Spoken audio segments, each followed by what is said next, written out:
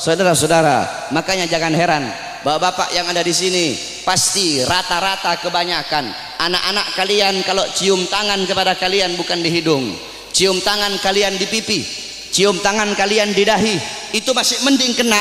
Ada yang sampai nggak kena udah dilepas, padahal harusnya seorang anak itu cium tangan di bawah hidung bukan di atas hidung.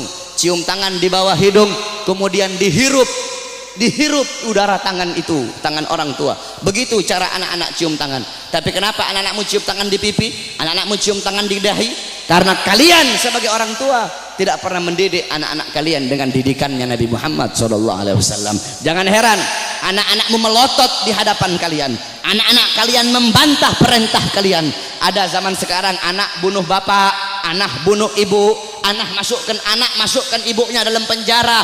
Jangan kau salahkan, kenapa kalian sebagai orang tua tidak pernah mendidik anak-anak kalian dengan didikan agama. Laisal mar'u yuladu aliman, tidak ada seseorang dilahirkan dalam keadaan alim, tidak ada. Saudara-saudara, kewajiban kalian sebagai orang tua untuk mendidik anak-anak kalian dengan didikan agama. Bapak-bapak zaman sekarang sibuk cari uang, sibuk cari harta, pagi siang sore malam keluyuran cari uang.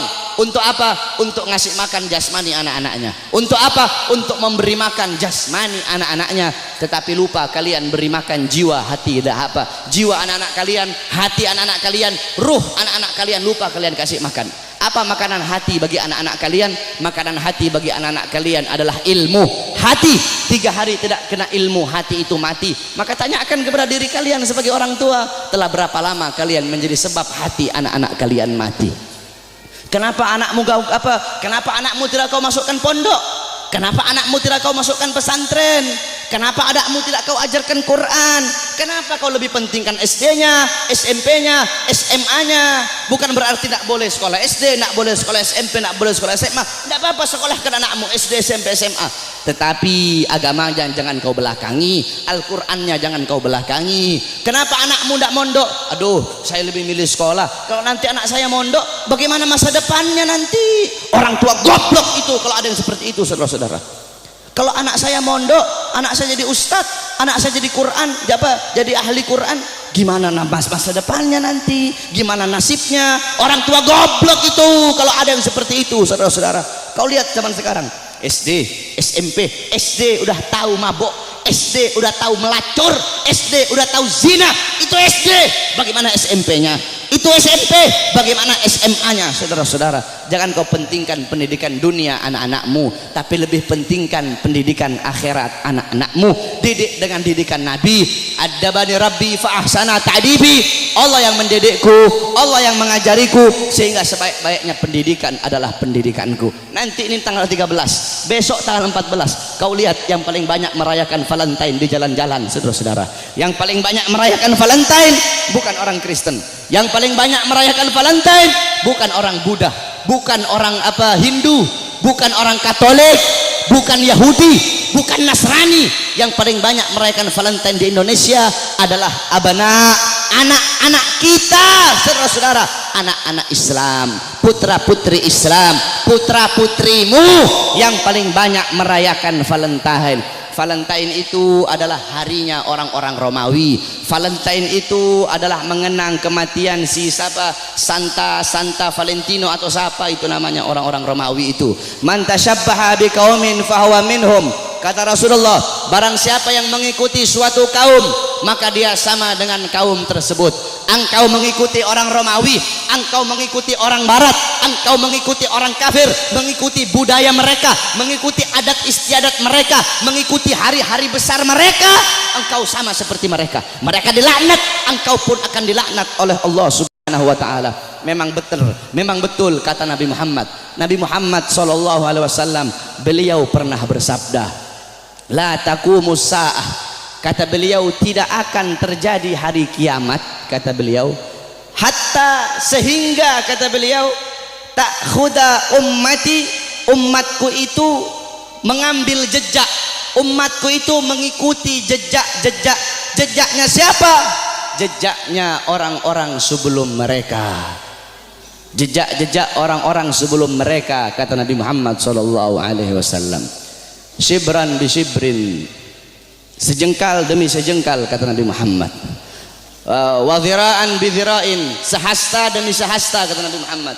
Fakila, kemudian ada di situ salah satu sahabat yang berkata, ya Rasulullah, maksudnya maksudnya kurun golongan-golongan sebelum mereka itu, apakah mereka ya Rasulullah, kata salah satu sahabat, apakah orang Persia, Warum, dan orang-orang Romawi?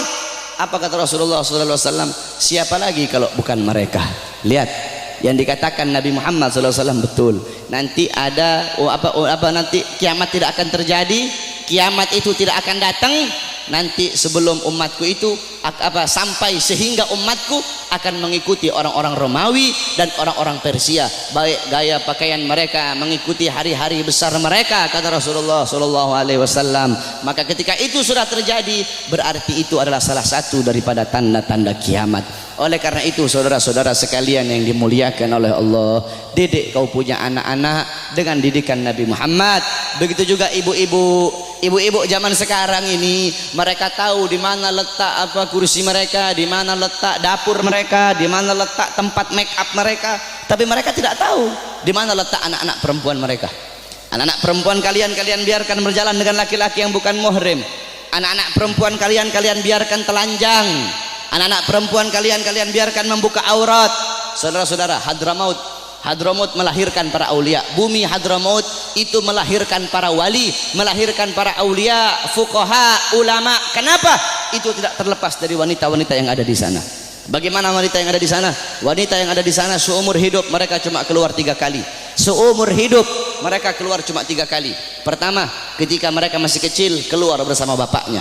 Kedua, ketika mereka sudah menikah, keluar, diambil oleh suaminya, keluar dari rumahnya. Ketiga, ketika mereka mati, keluar, diantar ke kuburnya. Itu seumur hidup 3 kali mereka keluar rumah. Makanya jangan heran kenapa wanita-wanita di sana melahirkan wali-wali, melahirkan orang-orang soleh, melahirkan wali songo yang datang bawa Islam ke Indonesia, berasal dari sana. Kenapa? Itu tidak terlepas dari kesolehan, ketaatan, kezuhudan wanita-wanita yang ada di sana. Oleh karena itu, para wanita-wanita, para istri-istri, ibu-ibu, jadikan Sayyidatuna Fatimah, Sayyidatuna Khadijah, Sayyidatuna Aisyah, Ummu Salamah, Ummu Aiman, Ummu Sulaim, Siti Khansa, Siti Mutiyah, wanita-wanita di zaman Nabi, wanita-wanita mulia. Jadikan beliau-beliau sebagai uswahmu, sebagai teladanmu, sebagai pedomanmu, agar kau bisa mendidik anak-anakmu dengan didikan Nabi Muhammad. Insya Allah dengan duduknya kita di sini, Allah kasih kita keberkahan, Allah kasih kita Allah kasih kita maghfirah, Allah kasih kita rahmat. Kita bermalam-malaman di sini untuk Nabi Muhammad. Insya Allah kedua mata kita Allah halalkan kelak di yaumil qiyamah untuk memandang wajah indah baginda Sayyidina Muhammad sallallahu alaihi wasallam. Amin amin ya rabbal alamin.